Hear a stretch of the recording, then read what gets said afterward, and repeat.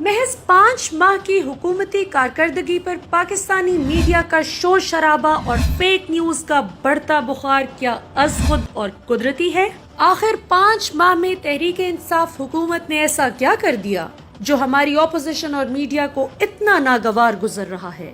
IMF کی سخت شرائط سے ملک کو بچانا اور بیلنس آف پیمنٹ کے بحران کو سفارتکاری سے حل کرنا، تجارتی خسارے کو نصف کرنا، منی لانڈرنگ کے خلاف سخت ایکشن جس کی FATF بھی معترف، میڈیا کو سرکاری اشتہارات کے ذریعے خریدنے کی پالیسی ترک اور سرکاری اشتہارات کے ریٹ میں 70% تک کمی، سعودی عرب، متحدہ عرب امارات اور ملیشیا کی جانب سے سرمایہ کاری کے متوقع معاہدے۔ پاکستان میں سرمایہ کاری کے دروازے کھل گئے۔ وفاقی کابینہ نے سعودی عرب کے ساتھ اربوں ڈالر کے معاہدوں کی منظوری دے دی۔ گوادر میں آئل ریفائنری لگے گی۔ امارات کا وفد بھی جلد دورہ کرے گا۔ برٹش ایئر ویز کی 10 سال بعد پاکستان واپسی۔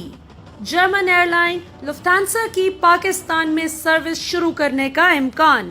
آٹو موبائل سیکٹر میں عالمی کمپنیوں کی سرمایہ کاری۔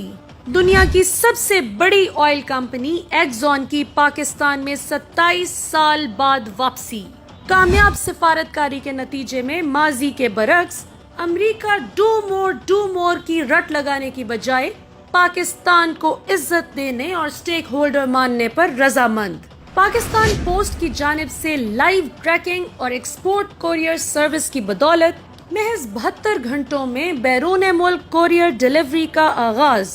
اشیاء خورد و نوش میں مہنگائی کی شرح میں گزشتہ سال کی نسبت واضح کمی۔ کلین اینڈ گرین پاکستان مہم سے 10 ارب درخت لگانے کا آغاز۔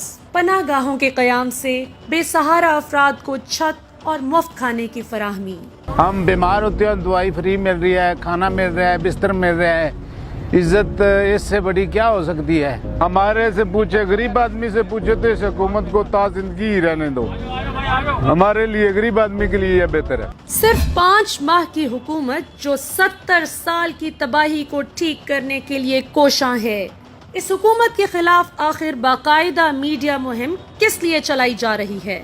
کیا اس کی وجہ یہ ہے کہ میڈیا کے کچھ عناصر پرانے پاکستان کے بینیفیشری تھے اور نئے پاکستان سے ڈر رہے ہیں؟